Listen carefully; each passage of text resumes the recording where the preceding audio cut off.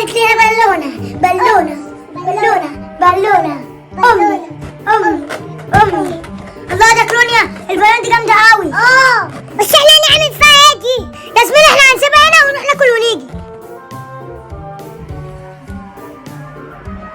يا ولاد العبيطة سابوا البالونة وطلعوا.